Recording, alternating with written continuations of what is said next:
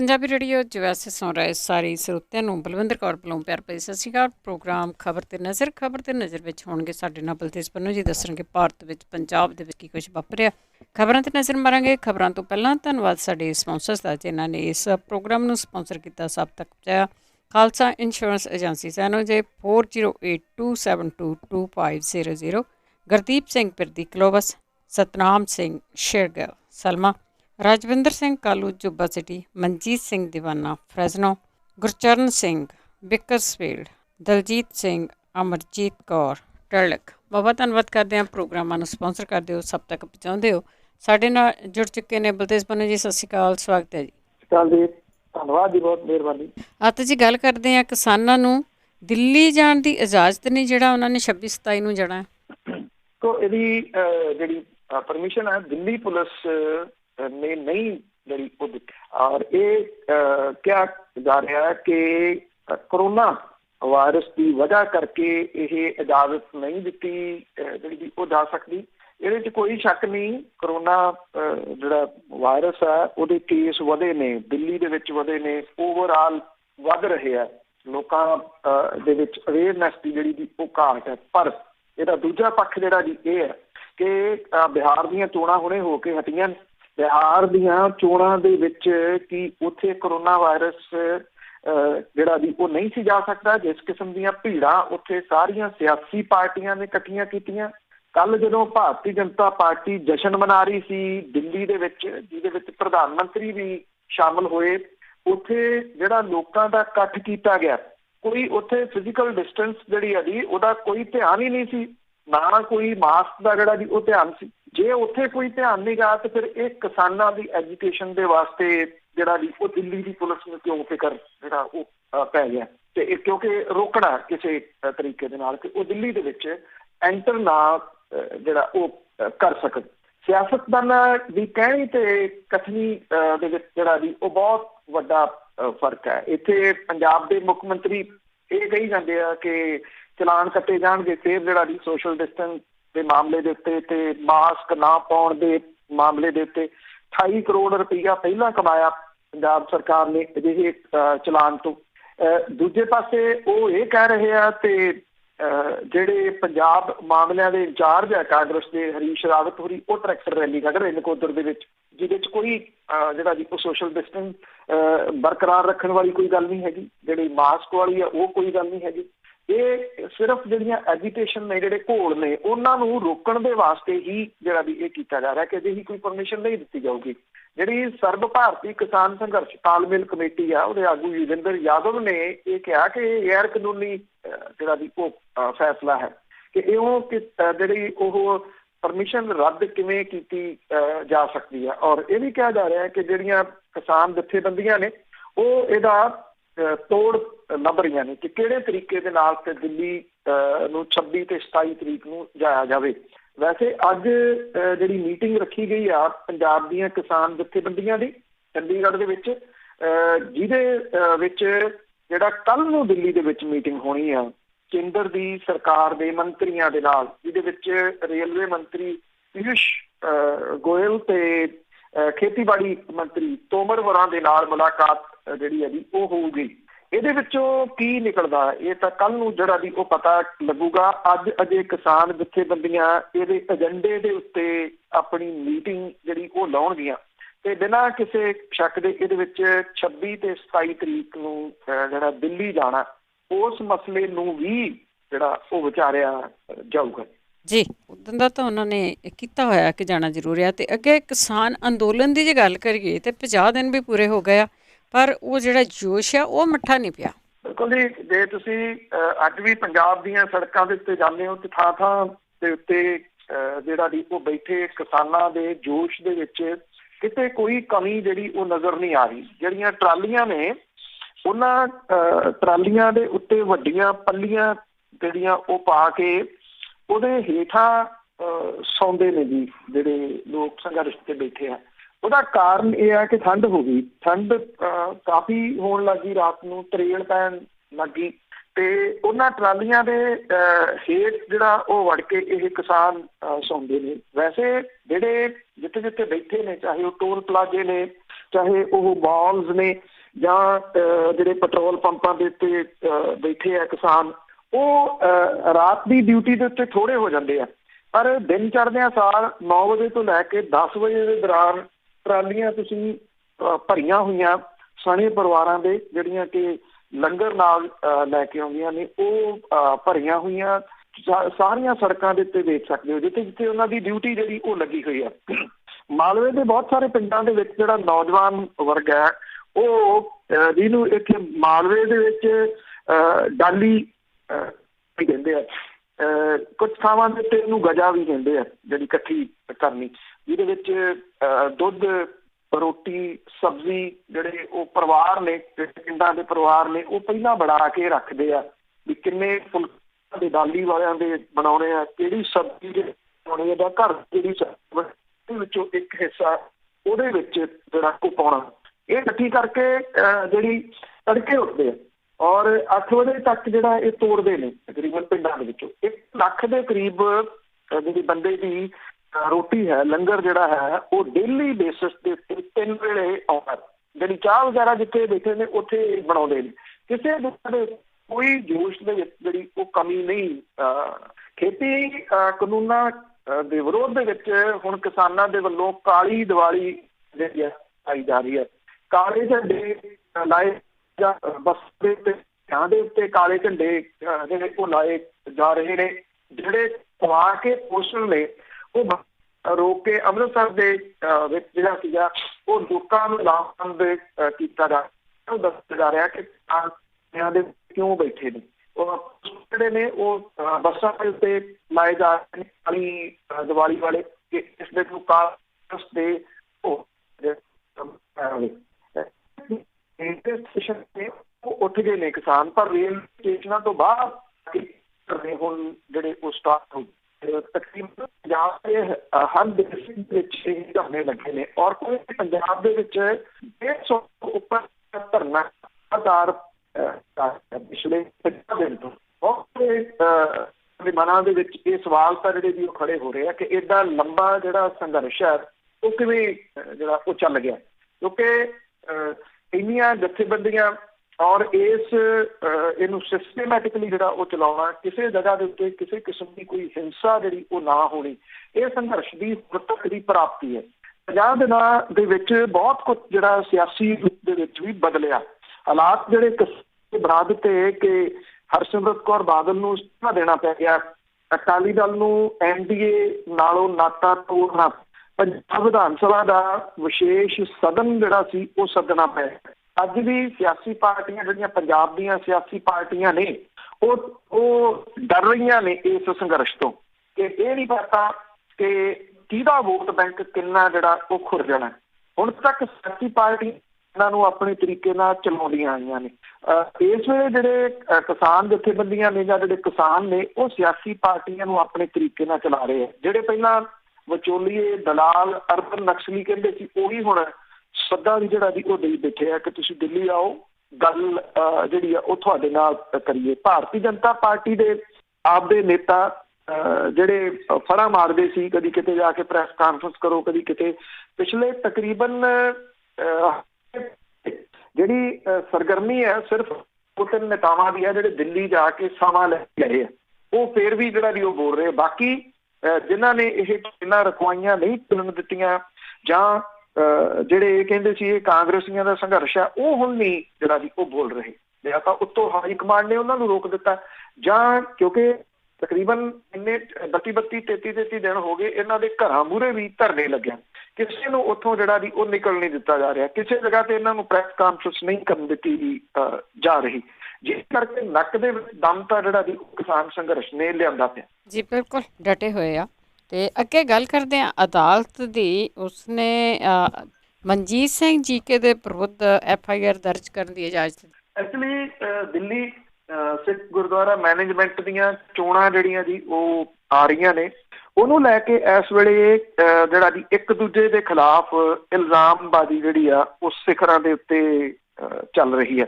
ਕਹਿਣ ਨੂੰ ਸ਼੍ਰੋਮਣੀ ਗੁਰਦੁਆਰਾ ਪ੍ਰਬੰਧਕ ਕਮੇਟੀ ਹੋ ਗਈ, ਦਿੱਲੀ ਸਿੱਖ ਗੁਰਦੁਆਰਾ ਮੈਨੇਜਮੈਂਟ ਕਮੇਟੀ ਹੋ ਗਈ, ਇਹ ਦੋਨੋਂ ਧਾਰਮਿਕ ਜਥੇਬੰਦੀਆਂ ਨੇ, ਪਰ ਜਦੋਂ ਤੋਂ ਇਹਦੇ ਉੱਤੇ ਇੱਕ ਪਰਿਵਾਰ ਦਾ ਕਬਜ਼ਾ ਹੋਇਆ ਦੋਨਾਂ ਦੇ ਉੱਤੇ, ਬਾਦਲ ਪਰਿਵਾਰ ਦਾ ਖਾਸ ਤੌਰ ਤੇ, ਇਹ ਕਰਪਸ਼ਨ ਦੇ ਅੱਡੇ ਬਣ ਗਈਆਂ ਦੋਨੋਂ ਜਿਹੜੀਆਂ। ਔਰ ਕਦੀ ਕਿਸੇ ਨੇ ਇਹ ਥੋੜੀ ਸੋਚਿਆ ਸੀਗਾ ਕਿ ਜਿਹੜਾ ਇਹ ਚੜਾਵੇ ਦੇ ਰੂਪ ਦੇ ਵਿੱਚ ਪੈਸਾ ਆਉਂਦਾ ਉੱਥੇ ਵੀ ਕਰਪਸ਼ਨ ਕੀਤੀ ਜਾ ਸਕਦੀ ਹੈ। ਕਰਪਸ਼ਨ ਵੀ ਏਡੀ ਵੱਡੀ ਕਿ ਆਮ ਬੰਦੇ ਦੇ ਮੂੰਹ 'ਚ ਉਂਗਲਾਂ ਪੈ ਜਾਣ ਕਿ ਇੰਨਾ ਪੈਸਾ ਵੀ ਇੱਥੋਂ ਜਿਹੜਾ ਦੀ ਉਹ ਕਮਾਇਆ ਜਾ ਸਕਦਾ ਜਾਂ ਖਾਧਾ ਜਾ ਸਕਦਾ। ਖਾਣ ਵਾਲੀ ਜਿਹੜੀ ਦੀ ਉਹ ਗੱਲ ਹੈ। ਲੋਕਾਂ ਨੇ, ਸੋਸ਼ਲ ਮੀਡੀਆ ਨੇ, ਤੁਸੀਂ ਕਹ ਲਓ ਕਿ ਬਹੁਤ ਕੁਝ ਜਿਹੜਾ ਦੀ ਉਹ ਸਾਹਮਣੇ ਲਿਆਂਦਾ। ਕੁਝ ਲੋਕਾਂ ਨੇ ਜਿਹੜਾ ਦੀ ਉਹ ਸਾਹਮਣੇ ਲਿਆਂਦਾ ਕਿ ਕਿਹੜੇ ਤਰੀਕੇ ਨਾਲ ਹੋ ਰਿਹਾ। ਪਿਛਲੇ ਦਿਨੀ ਜਿਹੜੀ ਅਦਾਲਤ ਹੈ ਉਹਨੇ ਮਨਜਿੰਦਰ ਸਿੰਘ ਸਰਸਾ, ਜਿਹੜੇ ਮੌਜੂਦਾ ਦਿੱਲੀ ਸਿੱਖ ਗੁਰਦੁਆਰਾ ਮੈਨੇਜਮੈਂਟ ਕਮੇਟੀ ਦੇ ਪ੍ਰਧਾਨ ਨੇ, ਭਾਰਤੀ ਜਨਤਾ ਪਾਰਟੀ ਦੇ ਚੋਣ ਨਿਸ਼ਾਨ ਦੇ ਉੱਤੇ ਦਿੱਲੀ ਦੀ ਚੋਣ ਲੜੇ ਸੀ, MLA ਵੀ ਬਣੇ ਸੀ ਭਾਰਤੀ ਜਨਤਾ ਪਾਰਟੀ ਦੇ, ਔਰ ਉਹ ਪ੍ਰਧਾਨ ਨੇ ਇਸ ਵੇਲੇ, ਉਹਨਾਂ ਦੇ ਉੱਤੇ ਮਾਮਲਾ ਦਰਜ ਕਰਨ ਦੇ ਆਦੇਸ਼ ਦਿੱਤੇ ਸੀਗੇ। ਜਿਹੜੀਆਂ ਦੂਜੀਆਂ ਧਿਰਾਂ ਰੌਲਾ ਪਾ ਰਹੀਆਂ ਸੀਗੀਆਂ ਕਿ ਮਨਜਿੰਦਰ ਸਿੰਘ ਸਰਸਾ ਹੁਣ ਅਸਤੀਫਾ ਦੇ ਦੇਵੇ ਕਿਉਂਕਿ ਅਦਾਲਤ ਨੇ ਉਹਦੇ ਖਿਲਾਫ FIR ਦਰਜ ਕਰਨ ਦੇ ਆਦੇਸ਼ ਦਿੱਤੇ ਨੇ। ਸਰਸਾ ਕਹਿੰਦਾ ਕਿ ਆਦੇਸ਼ ਹੀ ਦਿੱਤੇ ਨੇ, ਜਿਹੜਾ ਉਹਨੂੰ ਕੋਈ ਸਜ਼ਾ ਹੋਗੀ। ਹੁਣ ਦਿੱਲੀ ਦੀ ਪਟਿਆਲਾ ਹਾਊਸ ਕੋਰਟ ਦੇ ਵੱਲੋਂ ਦਿੱਲੀ ਸਿੱਖ ਗੁਰਦੁਆਰਾ ਮੈਨੇਜਮੈਂਟ ਕਮੇਟੀ ਦੇ ਸਾਬਕਾ ਪ੍ਰਧਾਨ ਮਨਜੀਤ ਸਿੰਘ ਜੀਕੇ, ਉਹਦੇ ਖਿਲਾਫ FIR ਦਰਜ ਕਰਨ। ਦਿੱਲੀ ਗੁਰਦੁਆਰਾ ਪ੍ਰਬੰਧਕ ਕਮੇਟੀ ਦੇ ਵੱਲੋਂ ਮਨਜੀਤ ਸਿੰਘ ਜੀਕੇ ਦੇ ਖਿਲਾਫ 30 ਮਈ 2019 ਨੂੰ ਕਥਿਤ ਭ੍ਰਿਸ਼ਟਾਚਾਰ ਦੇ ਦਾਅਵੇ ਦੇ ਨਾਲ 4 ਦੋਸ਼ ਲਾ ਕੇ ਥਾਣਾ ਨਾਰਥ ਐਵਨਿਊ ਦੇ ਵਿੱਚ ਦਿੱਤੀ ਗਈ ਸ਼ਿਕਾਇਤ ਦੇ ਆਧਾਰ ਦੇ ਉੱਤੇ ਇਹ ਆਦੇਸ਼ ਦਿੱਤੇ ਗਏ ਆ। ਇਹਦੇ ਸੰਬੰਧੀ ਮਨਜੀਤ ਸਿੰਘ ਜੀਕੇ ਜਿਹੜਾ ਹੈ ਉਹ ਪਤਾ ਹੀ ਹੈ ਜਿਵੇਂ ਉਹਨੇ ਕੀ ਜਵਾਬ ਦੇਣਾ ਜਿਹੋ ਜਿਹਾ ਦਿੱਤਾ ਜੀ ਉਹਨੇ, ਸਿਰਸਾ ਨੇ ਉਹੋ ਜਿਹਾ ਜਵਾਬ ਉਹਦਾ ਕਿ ਆਰਥਿਕ ਅਪਰਾਧ ਸ਼ਾਖਾ ਦੀ ਜਾਂਚ ਖਤਮ ਹੋ ਚੁੱਕੀ ਹੈ। ਉਹਨੇ ਆਪਣੀ ਹੁਣ ਜਾਗੋ ਇੱਕ ਜਿਹੜੀ ਜੀ ਉਹ ਬਣਾਈ ਹੋਈ ਆ ਵੱਖਰੀ ਪਾਰਟੀ। ਉਹਨੇ ਇਹ ਗੱਲ ਕਹੀ ਹੈ ਕਿ ਕਮੇਟੀ ਮੈਂਬਰ ਜਗਦੀਪ ਸਿੰਘ ਕਾਹਲੋਂ ਵੱਲੋਂ ਆਪਣੇ ਖਿਲਾਫ ਕੀਤੀ ਗਈ ਸ਼ਿਕਾਇਤ ਤੇ FIR ਦਰਜ ਹੋਣ ਤੱਕ ਜਿਹੜਾ ਜੀ 1.5 ਸਾਲ ਦੇ ਦੌਰਾਨ ਵੱਖ-ਵੱਖ ਜਾਂਚ ਏਜੰਸੀਆਂ ਦੇ ਵੱਲੋਂ ਜਾਂਚ ਕੀਤੀ ਗਈ ਔਰ ਜਾਂਚ ਦੀ ਜਾਣਕਾਰੀ ਦਿੱਤੀ ਗਈ। ਜੀਕੇ ਨੇ ਇਹ ਕਿਹਾ ਕਿ ਸ਼ਾਖਾ ਨੇ ਉਹਦੇ ਖਿਲਾਫ ਲੱਗੇ ਸਾਰੇ ਦੋਸ਼ਾਂ ਨੂੰ ਰੱਦ ਕਰਤਾ, ਪਰ ਅਦਾਲਤ ਨੇ FIR ਦਰਜ ਕਰਨ ਦੇ ਆਦੇਸ਼ ਜਿਹੜੇ ਜੀ ਉਹ ਦਿੱਤੇ। ਅਦਾਲਤ ਦੇ ਫੈਸਲੇ ਦੇ ਉੱਤੇ ਸਵਾਲ ਚੁੱਕਣ ਦੀ ਬਜਾਏ ਵਕੀਲ ਇਸ ਫੈਸਲੇ ਨੂੰ ਉੱਪਰਲੀ ਅਦਾਲਤ ਦੇ ਵਿੱਚ ਚੁਣੌਤੀ ਜਿਹੜੀ ਜੀ ਉਹ ਦੇਣਗੇ। ਇਹ ਤੋਂ ਪਹਿਲਾਂ ਅਕਾਲੀ ਆਗੂ ਗੁਰਮੀਤ ਸਿੰਘ ਸ਼ੰਟੀ ਦੇ ਵੱਲੋਂ ਪਟਿਆਲਾ ਹਾਊਸ ਅਦਾਲਤ ਦੇ ਵਿੱਚ ਇੱਕ ਕੇਸ ਮਨਜੀਤ ਸਿੰਘ ਜੀਕੇ ਦੇ ਖਿਲਾਫ ਦਰਜ ਕਰਵਾਇਆ ਗਿਆ ਸੀ ਤੇ ਹੁਣ ਸ਼ੰਟੀ ਜਿਹੜਾ ਜੀ ਉਹ ਸਰਨਾ ਧੜੇ ਦੇ ਵਿੱਚ ਚਲੇ ਗਿਆ। ਇਹ ਜਿਹੜੇ ਉੱਥੇ ਧੜੇ ਨੇ 3-4, ਸਰਨਾ ਧੜਾ ਹੈ, ਮਨਜਿੰਦਰ ਸਿੰਘ ਸਰਸਾ ਦਾ ਧੜਾ ਜਿਹੜਾ ਕਿ ਬਾਦਲ ਦਲ ਦਾ ਧੜਾ, ਮਨਜੀਤ ਸਿੰਘ ਜੀਕੇ ਦਾ ਧੜਾ ਜਿਹੜੀ ਉਹਨੇ ਜਾਗੋ ਪਾਰਟੀ ਬਣਾਈ ਹੈ। ਮਨਜੀਤ ਸਿੰਘ ਜੀਕੇ ਪਹਿਲਾਂ ਜਿਹੜਾ ਬਾਦਲ ਦਲ ਦੇ ਨਾਲ ਹੁੰਦਾ ਸੀ, ਬਾਅਦ ਦੇ ਵਿੱਚ ਉਹਦੇ ਨਾਲੋਂ ਤੋੜ ਵਿਛੋੜਾ ਹੋ ਗਿਆ।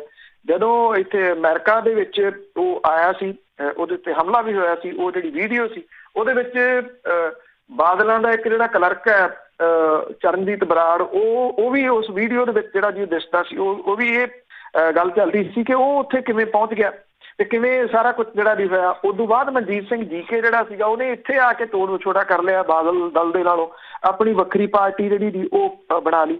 ਹੁਣ ਕਿਉਂਕਿ ਦਿੱਲੀ ਸਿੱਖ ਗੁਰਦੁਆਰਾ ਮੈਨੇਜਮੈਂਟ ਕਮੇਟੀ ਦੀਆਂ ਚੋਣਾਂ ਨੇ, ਉਦੋਂ ਬਾਅਦ ਇਹ ਕੇਸੋ ਕੇਸੀ ਜਿਹੜਾ ਜੀ ਉਹ ਹੋ ਰਿਹਾ। ਜਿਵੇਂ ਉਹ ਉਰਦੂ ਦਾ ਹੈ ਨਾ ਕਿ ਹਮਾਮ 'ਚ ਸਾਰੇ ਜਿਹੜੇ ਦੀ ਉਹ ਨੰਗੇ ਨੇ। ਇਹ ਦੋ ਜਿਹੜੀਆਂ ਜਗ੍ਹਾ ਨੇ, ਸ਼੍ਰੋਮਣੀ ਗੁਰਦੁਆਰਾ ਪ੍ਰਬੰਧਕ ਕਮੇਟੀ ਹੋ ਗਈ, ਦਿੱਲੀ ਸਿੱਖ ਗੁਰਦੁਆਰਾ ਮੈਨੇਜਮੈਂਟ ਕਮੇਟੀ ਜਿਹੜੀ ਹੋ ਗਈ, ਜਿਹੜੀਆਂ ਮੇਨ ਨੇ। ਹਾਲਾਂਕਿ ਬਾਕੀ ਵੀ ਥਾਵਾਂ ਦੇ ਉੱਤੇ ਜਿਹੜੀਆਂ ਨੇ ਕਰਪਸ਼ਨ ਹਰੇਕ ਜਗ੍ਹਾ ਦੇ ਉੱਤੇ ਚੱਲਦੀ, ਪਰ ਇਹ ਦੋ ਜਗ੍ਹਾ ਤਾਂ ਕਰਪਸ਼ਨ ਦਾ ਅੱਡਾ ਬਣ ਗਈਆਂ ਨੇ। ਇੱਥੇ ਇੱਕ ਦੂਜੇ ਦੇ ਉੱਤੇ ਇਲਜ਼ਾਮ ਲਾਈ ਜਾਂਦੇ ਨੇ। ਭ੍ਰਿਸ਼ਟਾਚਾਰ ਸਾਰਿਆਂ ਨੇ ਕੀਤਾ ਹੈ। ਜੀ ਬਿਲਕੁਲ, ਬਹੁਤਾ ਜ਼ਿਆਦਾ ਆ, ਨਾ ਹੀ ਭੇਤ ਖੁੱਲ੍ਹਣ ਤਾਂ ਠੀਕ ਆ। ਤੇ ਅੱਗੇ ਸੂਚਨਾ ਮੰਤਰਾਲੇ ਦੀ ਗੱਲ ਕਰਦੇ ਹਾਂ, ਇਸ ਦੇ ਘੇਰੇ ਦੇ ਵਿੱਚ ਤਾਂ ਹੁਣ ਬਹੁਤ ਕੁਛ ਆ ਗਿਆ, ਬਹੁਤ ਜ਼ਿਆਦਾ ਪਲੇਟਫਾਰਮ ਆ ਗਏ। ਦੇਖੋ ਇਹ ਜਿਹੜੇ OTT ਨੇ, ਓਵਰ ਦੀ ਟਾਪ ਜਿਹੜੇ, ਇਹਦੇ ਉੱਤੇ ਹੁਣ ਜਿਹੜੀ ਕੇਂਦਰ ਦੀ ਸਰਕਾਰ ਹੈ ਉਹ ਇਹਨੂੰ ਘੇਰੇ ਦੇ ਵਿੱਚ ਜਿਹੜਾ ਉਹ ਲਿਆ ਰਹੀ ਹੈ। Online audio visual content provide ਜਿਹੜੇ ਕਰਨ ਵਾਲੇ ਸਾਰੇ ਪਲੇਟਫਾਰਮ ਨੇ ਸੂਚਨਾ ਪ੍ਰਸਾਰਣ ਮੰਤਰਾਲੇ ਦੇ ਨਿਗਰਾਨੀ ਦੇ ਹੇਠ ਜਿਹੜਾ ਵੀ ਉਹ ਆ ਰਹੇ ਆ। ਇਹਦੇ ਨਾਲ ਨੈਟਫਲਿਕਸ, ਐਮਾਜ਼ਨ ਪ੍ਰਾਈਮ, ਹੌਟਸਟਾਰ ਵਰਗੇ ਜਿਹੜੇ OTT ਨੇ ਉਹ ਇਹਦੇ ਘੇਰੇ ਦੇ ਵਿੱਚ ਜਿਹੜਾ ਆ ਜਾਣਗੇ। ਇਹਦੇ ਸੰਬੰਧੀ ਬਕਾਇਦਾ ਨੋਟੀਫਿਕੇਸ਼ਨ ਜਾਰੀ ਜਿਹੜਾ ਵੀ ਉਹ ਹੋ ਗਿਆ।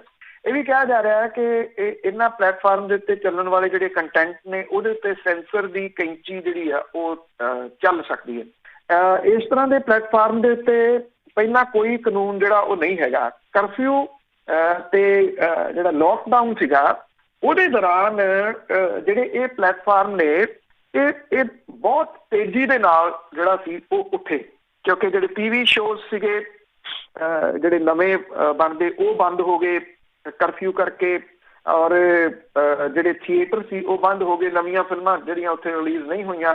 ਉੱਥੋਂ ਫਿਰ ਇਹਨਾਂ ਦੇ ਉੱਤੇ ਜਿਹੜੇ ਆਉਣ ਵਾਲੇ ਸੀਗੇ ਸੀਰੀਜ਼ ਉਹ ਇੱਕਦਮ ਜਿਹੜਾ ਜੀ ਲੋਕਾਂ ਦੇ ਵਿੱਚ ਆਏ, ਔਰ ਇਹਦੇ ਵਿੱਚ ਕੁਛ ਤਾਂ ਜਿਹੜੇ ਜੀ ਉਹ ਫ੍ਰੀ ਹੈਗੇ ਆ, ਉਹ ਐਡਵਰਟਾਈਜ਼ਮੈਂਟ ਦੇ ਉੱਤੇ ਨਿਰਭਰ ਆ, ਕੁਛ ਜਿਹੜੇ ਨੇ ਮੰਥਲੀ ਜਾਂ ਈਅਰਲੀ ਪੈਸੇ ਲੈਂਦੇ ਆ। ਉਹਦੇ ਵਾਸਤੇ ਕੋਈ ਕੇਬਲ ਦੀ ਜ਼ਰੂਰਤ ਨਹੀਂ ਆ, ਕਿਸੇ ਡਿਸ਼ ਨੈਟਵਰਕ ਦੀ ਜ਼ਰੂਰਤ ਨਹੀਂ ਗਈ, ਔਰ ਉਹਦੇ ਉੱਤੇ ਕੋਈ ਜਿੰਦਾ ਕੁੰਡਾ ਵੀ ਸਹੀ ਪੁੱਛੋ ਤਾਂ ਜਿਹੜਾ ਹੈ ਨਹੀਂ ਗਿਆ। ਐਕਚੁਅਲੀ ਇਹਨਾਂ ਨੂੰ ਤਾਂ ਲੈਣਾ ਕੋਈ ਵੱਡੀ ਗੱਲ ਜਿਹੜੀ ਉਹ ਨਹੀਂ ਗਈ, ਇੱਥੋਂ ਤੱਕ ਕਮਾਉਣੇ ਪੈਸੇ ਸਰਕਾਰ ਨੇ। ਇਹ ਕਿਹਾ ਜਾ ਰਿਹਾ ਕਿ ਪਹਿਲਾਂ ਇਹ ਜਿਹੜਾ ਸੀਗਾ ਕੋਈ 500 ਕਰੋੜ ਰੁਪਈਏ ਤੱਕ ਇਸ ਵੇਲੇ ਜਿਹੜਾ ਵੀ ਇਹ ਪਹੁੰਚ ਗਿਆ ਹੋਇਆ ਬਿਜ਼ਨਸ, ਔਰ ਇਹ ਜਿਵੇਂ ਜਾ ਰਿਹਾ ਇਹ ਕਿਹਾ ਜਾ ਰਿਹਾ ਕਿ 2025 ਤੱਕ 4000 ਕਰੋੜ ਰੁਪਈਏ ਤੱਕ ਦਾ ਜਿਹੜਾ ਜੀ ਇਹ ਪਹੁੰਚ ਜਾਣਾ। 2019 ਦੇ ਐਂਡ ਤੱਕ ਭਾਰਤ ਦੇ ਵਿੱਚ 17 ਕਰੋੜ ਲੋਕ ਸੀਗੇ ਜਿਹੜੇ OTT ਪਲੇਟਫਾਰਮ ਦਾ ਇਸਤੇਮਾਲ ਜਿਹੜਾ ਜੀ ਉਹ ਕਰ ਰਹੇ ਸੀਗੇ। ਹੁਣ ਇਹਨਾਂ ਦੀ ਗਿਣਤੀ ਜਿਹੜੀ ਆ ਜੀ ਉਹ ਬਹੁਤ ਵਧੀ ਹੈ ਇਸ ਸਾਲ ਦੇ ਵਿੱਚ, ਖਾਸ ਤੌਰ ਦੇ ਉੱਤੇ ਜਿਹੜਾ ਮਾਰਚ ਅਪ੍ਰੈਲ ਤੋਂ ਜਦੋਂ ਤੋਂ ਇਹ ਕਰਫਿਊ ਵਗੈਰਾ ਲੱਗਿਆ। ਅਸਲ ਦੇ ਵਿੱਚ ਕੀ ਆ ਕਿ ਜਿਹੜਾ ਇਹਦੇ ਵਿੱਚ ਲਿਆਂਦੇ ਜਾ ਰਹੇ ਆ ਜਿਹੜੇ ਵੈਬ ਪੋਰਟਲ ਵਗੈਰਾ ਨੇ, ਜਿਹੜੇ ਖਬਰਾਂ ਦਿੰਦੇ ਨੇ, ਖਬਰਾਂ ਦੀ ਚੀਰ ਫਾੜ ਕਰਦੇ ਨੇ, ਉਹਨਾਂ ਨੂੰ ਇਹਦੇ ਵਿੱਚ ਜਿਹੜਾ ਉਹ ਲਿਆਂਦਾ ਜਾ ਰਿਹਾ, ਕਿਉਂਕਿ ਸਰਕਾਰ ਨੂੰ ਹੁਣ ਡਰ ਜਿਹੜਾ ਇਹਨਾਂ ਵੈਬ ਪੋਰਟਲ ਤੋਂ ਆ। ਬਾਕੀ ਤਾਂ ਜਿਹੜੇ ਚੈਨਲ ਵਗੈਰਾ ਸੀਗੇ ਉਹਨਾਂ ਦੇ ਉੱਤੇ ਉਹਨਾਂ ਨੇ ਕੰਟਰੋਲ ਕਰ ਲਿਆ, ਇਹਦੇ ਉੱਤੇ ਕੋਈ ਕੰਟਰੋਲ ਜਿਹੜਾ ਹੈ ਨਹੀਂ ਗਾ। ਬਹੁਤ ਸਾਰੇ ਜਿਹੜੇ ਵੈਬ ਪੋਰਟਲ ਨੇ ਉਹ ਪਿਛਲੇ ਦਿਨਾਂ ਦੇ ਦੌਰਾਨ ਬਹੁਤ ਜ਼ਿਆਦਾ ਲੋਕਾਂ ਦੇ ਵਿੱਚ ਜਿਹੜਾ ਜੀ ਉਹਨਾਂ ਨੇ ਭਰੋਸਾ ਬਣਾ ਲਿਆ। ਇਹਦੇ ਵਿੱਚ ਦੀ ਵਾਇਰ ਦਾ ਨਾਮ ਜਿਹੜਾ ਜੀ ਉਹ ਕਿਹਾ ਜਾ ਸਕਦਾ, ਜਾਂ ਫਿਰ ਜਿਹੜਾ ਜੀ ਕਾਰਵਾਂ ਵਰਗੇ ਜਿਹੜੇ ਮੈਗਜ਼ੀਨ ਟਾਈਪ ਨੇ, ਉਹਨਾਂ ਨੇ ਜਿਹੜੀ ਜਰਨਲਿਜ਼ਮ ਹੈ ਉਹਦੇ ਵਾਸਤੇ ਕਈ ਨਵੇਂ ਰਾਹ ਜਿਹੜੇ ਸੀ ਉਹ ਖੋਲੇ, ਔਰ ਇਨਵੈਸਟੀਗੇਸ਼ਨ ਦੀ ਜਿਹੜੀ ਇਨਵੈਸਟੀਗੇਸ਼ਨ ਜਰਨਲਿਜ਼ਮ ਹੈ ਉਹਨੇ ਇੱਕ ਵਾਰੀ ਫੇਰ ਜਿਹੜਾ ਵੀ ਆਸ ਬਣਾਈ ਕਿ ਇਸ ਕਿਸਮ ਦੀ ਪੱਤਰਕਾਰਤਾ ਜਾਂ ਰਿਪੋਰਟਿੰਗ ਜਿਹੜੀ ਉਹ ਹੋ ਸਕਦੀ ਹੈ। ਉੱਥੋਂ ਡਰ ਜਿਹੜਾ ਉਹ ਲੱਗ ਰਿਹਾ ਸਰਕਾਰ ਨੂੰ, ਔਰ ਉਸ ਡਰ ਦੀ ਵਜ੍ਹਾ ਕਰਕੇ ਇਹ ਜਿਹੜਾ ਉਹ ਲਿਆਂਦਾ ਜਾ ਰਿਹਾ, ਇਹਨਾਂ ਨੂੰ ਉਹਦੇ ਘੇਰੇ ਦੇ ਵਿੱਚ ਜਿਹੜਾ ਉਹ ਲਿਆਂਦਾ ਜਾਊਗਾ। ਕਿੰਨਾ ਕੰਟਰੋਲ ਹੋ ਸਕੂਗਾ ਇਹ ਜਿਹੜੀ ਉਹ ਬਾਅਦ ਵਾਲੀ ਗੱਲ ਹੈ, ਪਰ ਕੰਟਰੋਲ ਕਰਨ ਦੇ ਵਾਸਤੇ ਬਕਾਇਦਾ ਤੌਰ ਦੇ ਉੱਤੇ ਨੋਟੀਫਿਕੇਸ਼ਨ ਜਿਹੜਾ ਉਹ ਜਾਰੀ ਹੋ ਗਿਆ। ਇਹ ਆੜ ਹੈ ਜਿਹੜੀ OTT ਵਾਲੀ। ਅਸਲ ਦੇ ਵਿੱਚ ਜਿਹੜੇ ਵੈਬ ਪੋਰਟਲ ਨੇ ਉਹਨਾਂ ਨੂੰ ਕੰਟਰੋਲ ਕਰਨਾ ਕੇਂਦਰ ਦੀ ਸਰਕਾਰ ਨੇ। ਬਿਲਕੁਲ, ਤਾਂ ਕਿ ਉਹਨਾਂ ਦੀ ਕੋਈ ਖਬਰ ਹੀ ਬਾਹਰ ਨਾ ਨਿਕਲੇ। ਤਾਂ ਅੱਗੇ ਕਰਦੇ ਹਾਂ ਗ੍ਰੀਨ ਦੀਵਾਲੀ ਦੇ ਹੁਕਮਾਂ ਦੀ, ਤੇ ਉਸਨੇ ਪਟਾਕਿਆਂ ਦੇ ਵਪਾਰੀਆਂ ਨੂੰ ਨਿਰਾਸ਼ ਕੀਤਾ। ਦੇਖੋ, ਇੱਕ ਤਾਂ ਜਿਹੜਾ ਜੀ ਇਹਨੂੰ ਲੈ ਕੇ ਇਹ ਕੋਵਿਡ ਕਰਕੇ ਵੀ ਜਿਹੜਾ ਜੀ ਉਹ ਚੱਲ ਰਿਹਾ ਵੱਡਾ ਜਿਹੜਾ ਨੈਸ਼ਨਲ ਗ੍ਰੀਨ ਟ੍ਰਿਬਿਊਨਲ ਹੈ ਉਹ ਲਗਾਤਾਰ ਹੁਕਮ ਜਿਹੜੇ ਆ ਉਹ ਕਰ ਰਿਹਾ। ਪੱਛਮੀ ਬੰਗਾਲ ਦੇ ਵਿੱਚ ਜਿਵੇਂ ਇੱਥੇ ਪਟਾਕਿਆਂ ਦੀ ਵਿਕਰੀ ਤੇ ਉਹਨੂੰ ਚਲਾਉਣ ਦੇ ਉੱਤੇ ਕੋਲਕਾਤਾ ਹਾਈ ਕੋਰਟ ਨੇ ਪਾਬੰਦੀ ਲਾਤੀ, ਔਰ ਜਿਹੜੇ ਇਹ ਪਟਾਕਿਆਂ ਵਾਲੇ ਸੀਗੇ ਇਹ ਚਲੇ ਗਏ ਸੁਪਰੀਮ ਕੋਰਟ ਦੇ ਵਿੱਚ, ਔਰ ਸੁਪਰੀਮ ਕੋਰਟ ਨੇ ਇਹਦੇ 'ਚ ਦਖਲ ਦੇਣ ਤੋਂ ਨਾ ਕਰਤੀ। ਜਿਹੜਾ ਉਹਨਾਂ ਨੇ ਇਹ ਗੱਲ ਕਹੀ ਕਿ ਤਿਉਹਾਰ ਮਹੱਤਵਪੂਰਨ ਹੈ, ਪਰ ਜਿਹੜੀ ਮਹਾਮਾਰੀ ਚੱਲ ਰਹੀ ਆ ਉਹਦੇ ਵਿੱਚ ਜ਼ਿੰਦਗੀ ਸਭ ਤੋਂ ਅਹਿਮ ਹੈ। ਬੈਂਚ ਨੇ ਇਹ ਗੱਲ ਕਹੀ ਕਿ ਹਾਈ ਕੋਰਟ ਜਿਹੜੀ ਆ ਉਹ ਹਾਲਾਤ ਨੂੰ ਬਿਹਤਰ ਢੰਗ ਦੇ ਨਾਲ ਜਾਣਦਾ ਤੇ ਉਹਨੂੰ ਲੋੜ ਮੁਤਾਬਕ ਜਾਰੀ ਕਰਨ ਦੀ ਇਜਾਜ਼ਤ ਦਿੱਤੀ ਜਾਂਦੀ ਹੈ।